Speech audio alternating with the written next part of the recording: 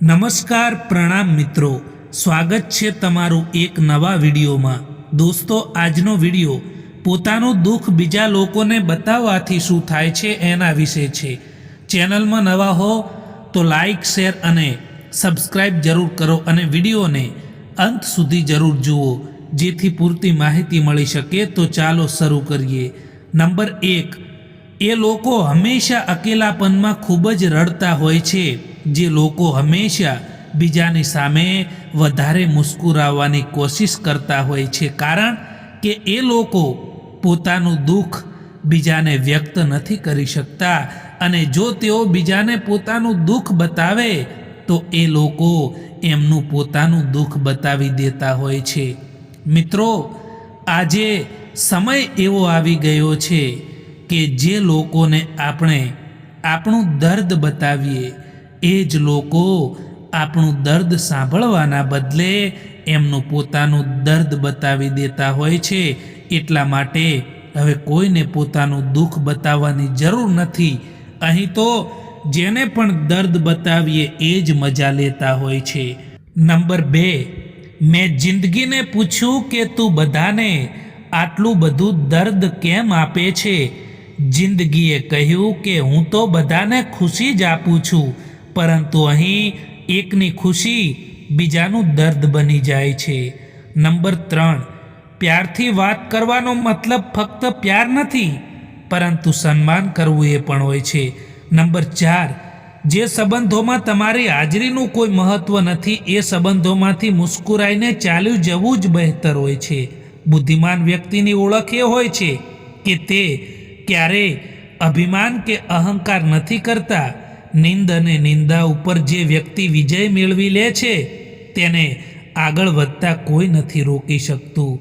મેં જિંદગીને એમ પૂછ્યું કે તું આટલી કઠિન કેમ છે? જિંદગીએ કહ્યું કે આસાનીથી મળવાવાળી ચીજની લોકો અહીં ક્યાં કદર કરે છે? જ્યાં તમને ઇજ્જત અને સમય પણ માગીને મળે એ સંબંધોમાં રહેવું બિલકુલ પણ ઠીક નથી હોતું। ખરાબ સમયમાં સાથ છોડવાવાળા લોકો એટલું બતાવી દે છે કે કોઈ પણ સંબંધ હંમેશા માટે નથી રહેતો। એક સમય હતો જ્યારે લોકો પરાયા માટે પણ રડી પડતા હતા અને આજે લોકો પોતાનાઓને રડાવીને પણ ખુશ થતા હોય છે। વૃક્ષ ક્યારેય તેના ખરી ગયેલા પાન પર ધ્યાન નથી આપતું, તે હંમેશા નવા પાન બનાવવામાં વ્યસ્ત હોય છે। એમ તમે પણ જે ભૂલો થઈ ગઈ હોય ને તેને ભૂલી જાઓ। શું નવું મેળવવાનું છે, શું નવું કરવાનું છે જિંદગીમાં, એના વિશે વિચારો દોસ્તો।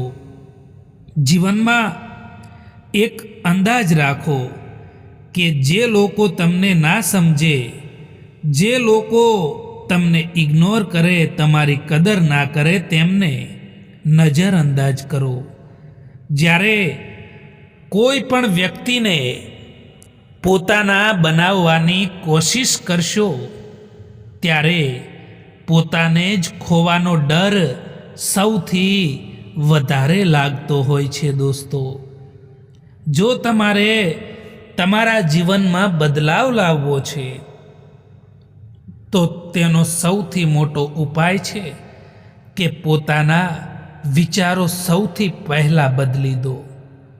જ્યારે કોઈ પણ વ્યક્તિ તમને સમજી ના શકતો હોય, કોઈ વ્યક્તિ તમારી કિંમત ના કરી શકતું હોય, તમારી કદર ના કરી શકતું હોય, તો એ વ્યક્તિથી વધારે નારાજ રહેવાથી તો સારું છે કે એ વ્યક્તિના જીવનમાંથી તમે દૂર થઈ જાઓ। એકલા જ લડવી પડે છે જિંદગીની આ જંગ, કારણ કે અહીં સલાહ આપવાવાળા લોકો ઘણા મળે છે પરંતુ સાથ આપવાવાળું કોઈ નથી મળતું। જીવનમાં હંમેશા સમયની કદર કરવી જોઈએ દોસ્તો, કારણ કે સમય બીજી વાર જીવનમાં પાછો પણ નથી આવતો અને બીજી વાર મોકો પણ નથી આપતો।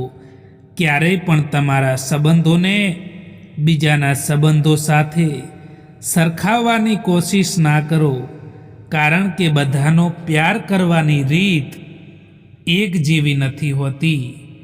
જીવનમાં પસ્તાવાનું છોડો અને કંઈક એવું કરો કે તમને છોડવાવાળા લોકો પસ્તાય.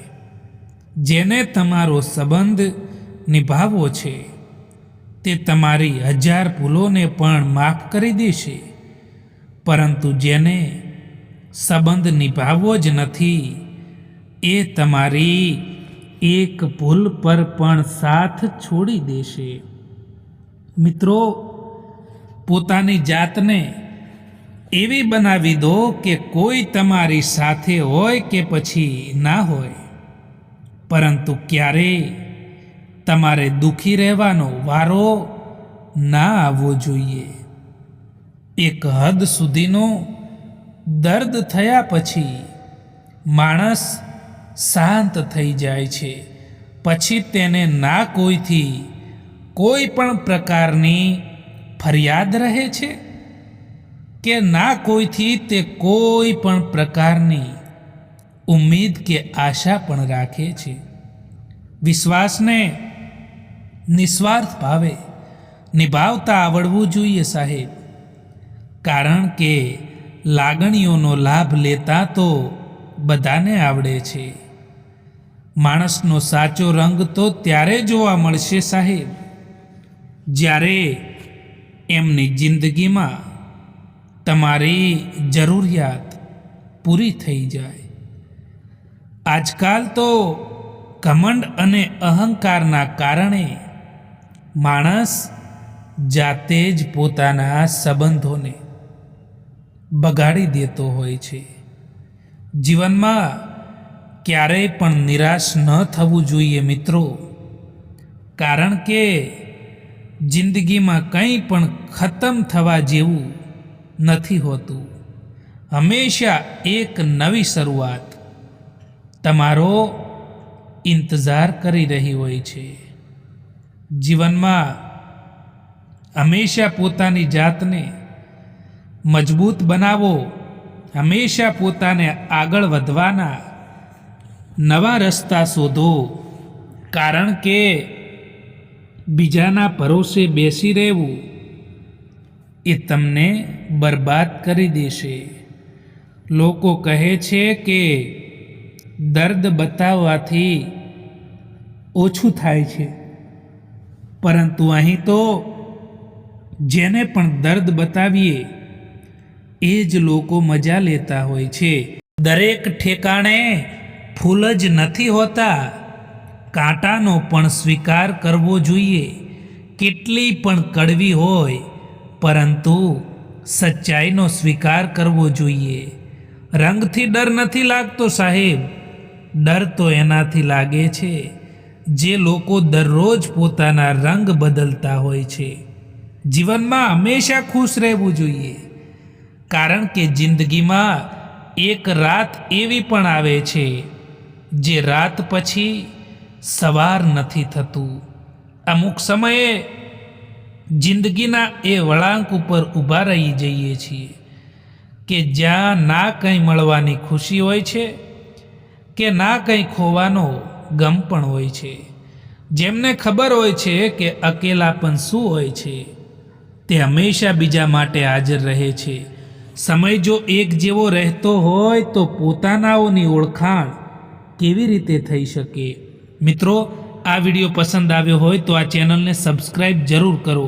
વિડીયો જોવા માટે આભાર.